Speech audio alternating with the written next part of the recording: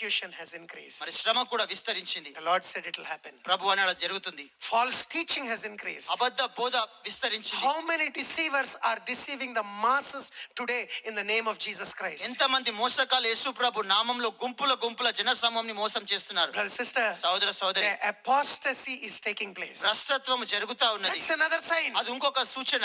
Thousands of Christians will fall from their faith. వేల మంది క్రైస్తవులు వాళ్ళ విశ్వాసం నుంచి తొలగిపోతారు. And also Bible says the love will grow cold. Bible ఇంకా చెప్తుంది ప్రేమ చల్లారిపోతుందని. People will have a form of godliness. మనుషులకు భక్తి కలిగి ఉంటారు. Outwardly they will look holy. మరి బయటికి వాళ్ళు పరిశుద్ధులుగా కనబడతారు. But inside కానీ లోపల they will deny the power. వాళ్ళు ఆ శక్తిని ధృవీకరించిన వారై ఉంటారు. We are in such days today. అట్లాంటి రోజుల్లో మనం ఉన్నాం ఈ రోజు. Fear of God is becoming rare. దేవుని భయము మనకు అరుదుగా కనబడుతుంది. When we see these things, ఆ సూచనలు మనం చూసినప్పుడు let's understand. అర్థం చేసుకుందాం. The end is near. అంతము సమీపమై ఉన్నది. Now what is it that we need to do? మనం చేయాల్సిన పని ఏంటి ఇప్పుడు? I'll just take a short session right now and then we will again look at this. మరొక చిన్న హెచ్చరిక భాగం నేను చెప్తాను, దాని తర్వాత మళ్ళీ మనం ధ్యానిస్తాం ఇది. I believe one of the most important thing God wants us to do మనం చేయాల్సిన ఒక ప్రాముఖ్యమైన పని దేవుడు ఏది కోరుకుంటున్నాడంటే is to be prepared for our responsibility. మన బాధ్యత విషయంలో మనం సిద్ధపడి ఉండులాగున. You know what our responsibility is as Christians? క్రైస్తవులంగా మన బాధ్యత ఏంటో మనకు తెలుసా? What's our మన responsibility? బాధ్యత ఏంటో మనకు తెలుసా?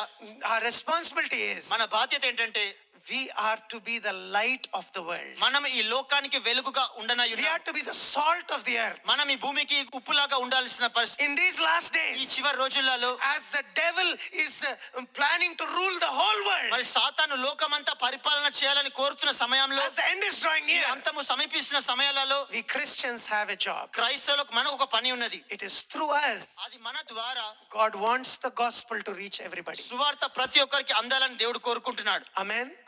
Are you listening? మీరు వింటున్నారా? That is what God wants to do. దేవుడు అది చేయాలని కోరుకుంటున్నాడు. The gospel of the kingdom will be preached as a witness in the whole world and then the end will come. దేవుని రాజ్య సువార్త ఈ లోకమందంతటా సాక్షార్థంగా ప్రకటింపబడిన ఉన్నది, అటు తర్వాత అంతము వచ్చును. So no matter what is happening, కాబట్టి ఏం జరుగుతున్నప్పటికీ కూడా God has an agenda. దేవునికి ఒక ప్రణాళిక ఉన్నది. There is a reason he has given time between first coming and second coming. మొదటి రాకడకు రెండో రాకడికి దేవుడు ఇచ్చిన సమయానికి ఒక కారణం ఉన్నది. There's a reason. ఒక కారణం ఉన్నది. What is that? ఆ కారణం ఏంటి? All people have sinned. మనుషులందరూ కూడా పాపం చేశారు. Every person born in this earth is born a ప్రతి sinner. వ్యక్తి పుట్టింపబడిన వ్యక్తి పాపంలో జన్మించాడు. And the word of God is showing us దేవుని వాక్యం మనకు there చూపిస్తుంది is a punishment for sin. ఆ పాపానికి ఒక శిక్ష ఉన్నది.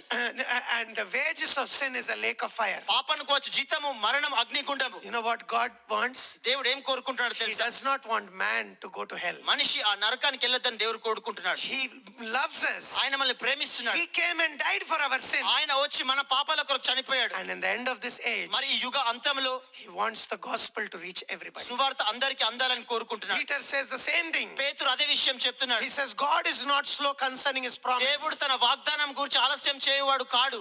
God does not want any to perish. దేవుడు ఎవరు నశింపకుండా He wants everyone to come to repentance. ప్రతి ఒక్కరు కూడా మారుమనసు పొందులాగున.